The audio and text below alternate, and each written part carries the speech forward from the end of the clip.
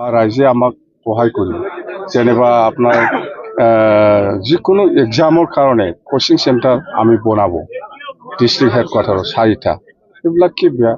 Bodoland university campus প্রত্যেকটা district হেডকোয়ার্টারত বনাব সেইবিলাক কি বেয়া এইবিলাক আর কি আর যেনেবা কোচ রাজবংশী আর আদিবাসী সকলের কারণে যেটো জনজাতিকরণ যেটো সমস্যা ইয়ার ক্ষেত্ৰত আমি আগৰ নিচিনাই বাহাল রাখিম আমি আকৌ সাপোর্ট করিম আকৌ এনওসি দিম গোর্খা সকলের ক্ষেত্ৰত যেটো প্রটেক্টেড ক্লাসৰ যেটো সমস্যা আসাম ক্যাবিনেটে পাস করিলে সেইটো আমি সাপোর্ট কৰিছো যদি এসেম্বলিত পাস কৰি পেলাই যিকোনো আইন যদি আসাম সরকারে বনায় ইয়ার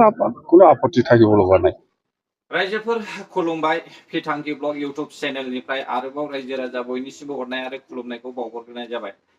स' रायजोफोर नोंथांमोना नैबे भिडिअखौ नुखादों बे भिडिअआ जोंनि बेंटल ओनसोलावहाय जानानै थांनाय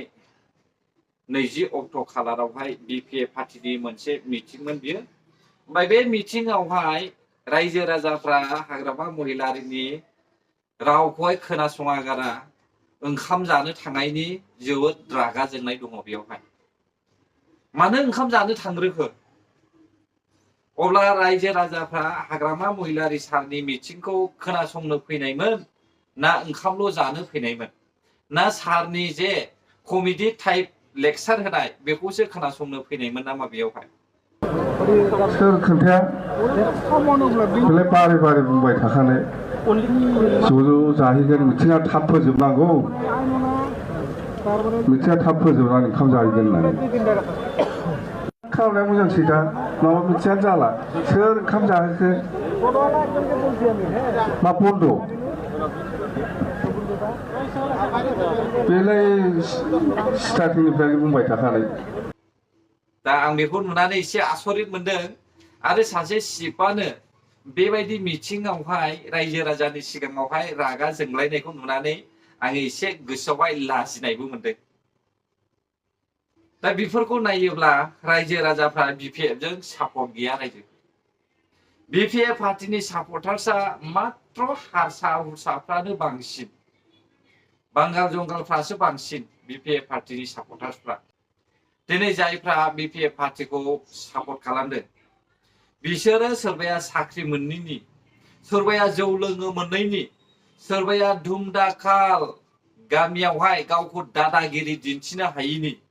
रायजोफोर बिसोरबायदि मानसिया बर' हारिनि गोजोनखौ मालाबाबो हास्थाया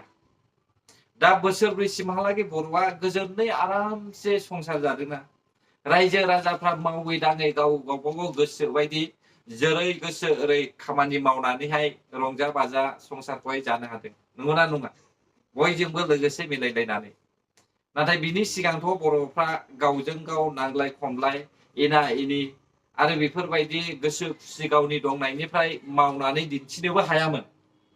दा नैबेसोरबायदिखौहाय नायनो बानानै माखासे बर' हारिनि बिपिएफनि सापर्टार्सफ्रा हाग्रामा महिलारिखौ मदद खालामबाय थादों रायजो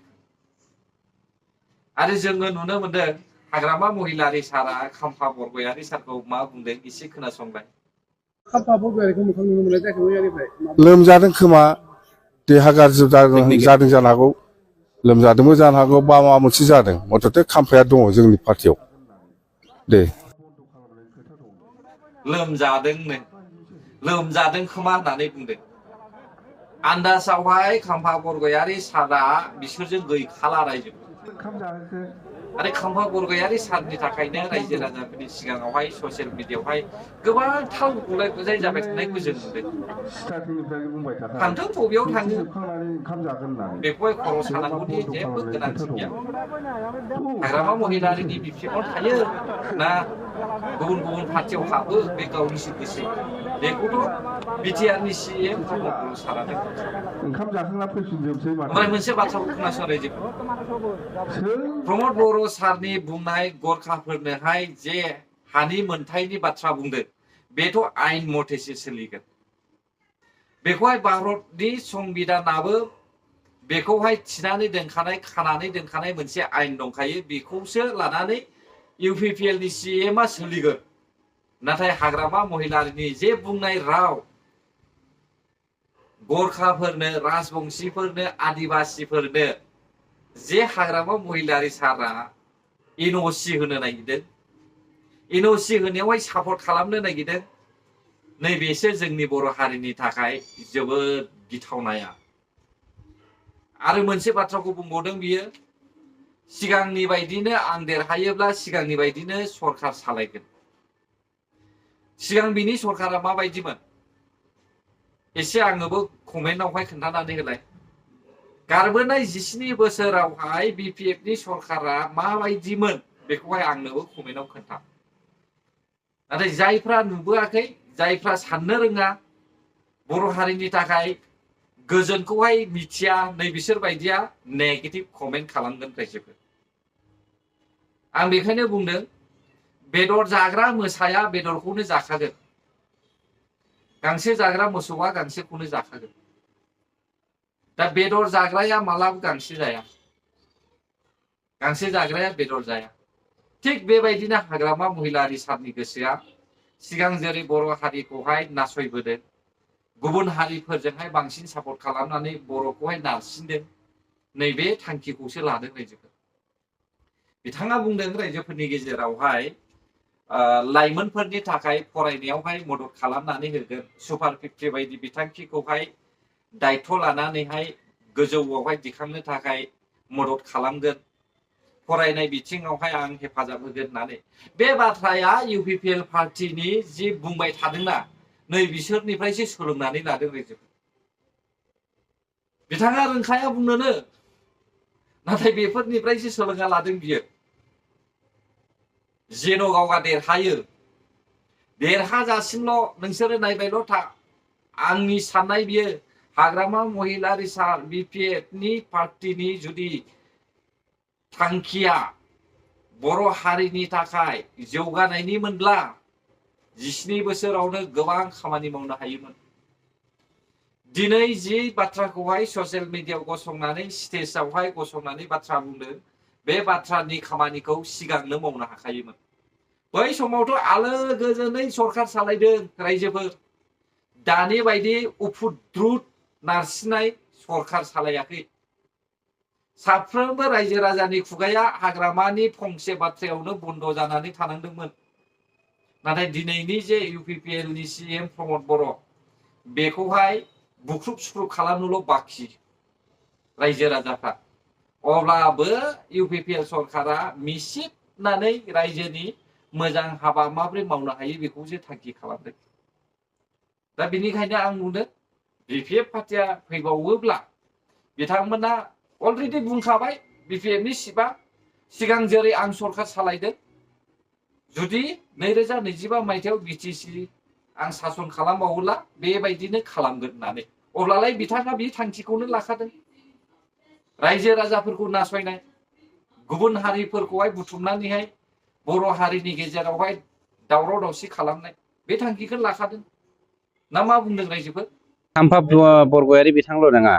बेंटलाव बिथांमोननि सेन्ट्रेलनि जा प्रग्राम बेवहाय 3,500 मानसि गेदारिं जादों होमब्ला स्टेट बिसोरनि काउन्सिलनि मोनसे एफा गिदिर जथुमायाव 3,500 मानसि गेदारिं जायोब्ला बिनिख्रुइ लाजिं सिं बाथ्रा मा थाबावनो खाम्फाल' नङा गोबां लिडारानो फैयाखै आरो हाजार हाजार बिथांमोननि सापर्टारा दिनै पार्टिखौ नागारनानै इउपिपिएल दोलोआव हाबफैगासिनो दङ बिथाङा बुंबावदों जे बिटिसिआव बिपिएफ दोलोआ सरकार दाफिननानै आगोलनि बायदि सासन खालामफिनगोन नोंथांनि सासन खालामनाया बिटिसिआव बोरैबा जुदि फैयोब्ला आं बुंगोन आगोलनि बायदि सासन माने सिथार बुंनाय जागोन आगोलनि बायदि सासन माने कारापसन जागोन आगोलनि बायदि सासन माने एन्टि ससियेल एलिमेन्ट जागोन आगोलनि बायदि सासन माने बिथांमोना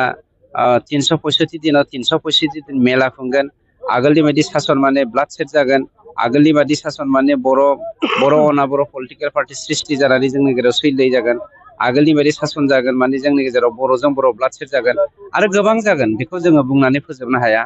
बे हाग्रामानि मोनसे सिमांखा खिन्थु आं दहायनो बुंदों बिटिसिनि 35 लाख रायजो राजाफ्रा दिनै हाग्रामाजों गैया हाग्रामानि बायदि असान्ति राजा खोमसिनि राजाजों जोंनि सोरांखौ मोजां मोनग्रा जनसाधारना हाग्रामाखौ मालाबाबो गनायना लाया नैबे बाथ्राखौ आं सिगांनिफ्रायनो बुंबोगासिनो दं दे रायजोफोर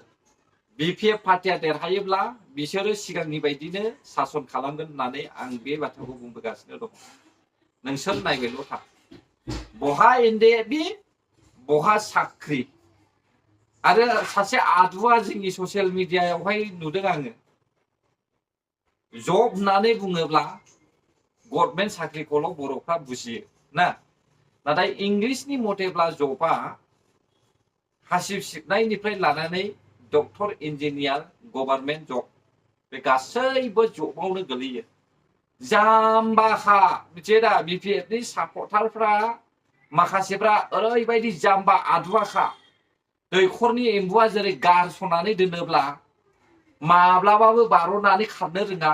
थिग बेबायदिनो जाम्बा आदुआखा माखासे इउटुबार्सफोरखौ नुदों आं रायजोफोर बुजिया सोमजिया गोदाव सोराव पार्टिखौ रायलाबायनाय बिदिखौहाय हमनानै एसे दामनांगौसो नङाब्ला समाजा गुबुंले जायो। सिगांनि समावथ' हाखानाय नङामोन सिगांनि समाव बिदि बुंलाबायोला दा मा लांखौनो दामजासिगौसोमोन नाथाय दानि सरकारा बेफोरबायदि दावराव दावसिखौ मोजां मोना। सिगांनि सरकारा दावराव दावसिजोंनो साग्लोबनानैहाय थानो मोजां मोनोमोन। गावगा मोनजाब्लानो जाबाय गुबुना थैलायो ना मादलायो बुथारलायबाय था नांलायलायो ना मायो नांलायलायबाय था आङो सियाराव जिरायनानै जानो मोनब्लानो जाबाय बेबायदिसो सानोमोन। दाबो बे साननायखौनो बिसोरो मावगासिनो दङ। अब्ला रायजोफोर भिडिअ'आबो बेसेखिनियानोमोन आरो मोनसे बाथ्राया बेनो मोजां भिडिअ' लाबोनायनि थाखाय भिउसआ खमायो। मोजां भिडिअ' हगारब्ला माब्लाबाबो भिउसआ हाइ थांनाय नङा भिउसआ खम जागोन नाथाय गाज्रि भिडिअ' हगारोब्ला गाज्रि गोसो लानानै भिडिअ' बानायोब्ला थाबैनो नोङो आमेरिकान डलारखौबो आरजिनो हागोन आरो नोंनि भिउसआबो थाबैनो ग्र' जागोन नोंहाबो फलोवार्सआ बांगोन। नाथाय आङो बिदिखौ नाङा रायजोफोर माब्लानि समाव फैयो फैबाय था आङो गामिनि हाल साल समाजनि मोजां गाज्रि आरो सरकारा मा मावदों बेखौ थांखिनानैसो बाथ्रा बुङो रायजोफोर। आंबो सासे पाब्लिक इउटुबार एसे बर' हिसाबै आंबो मोजां गाज्रिखौहाय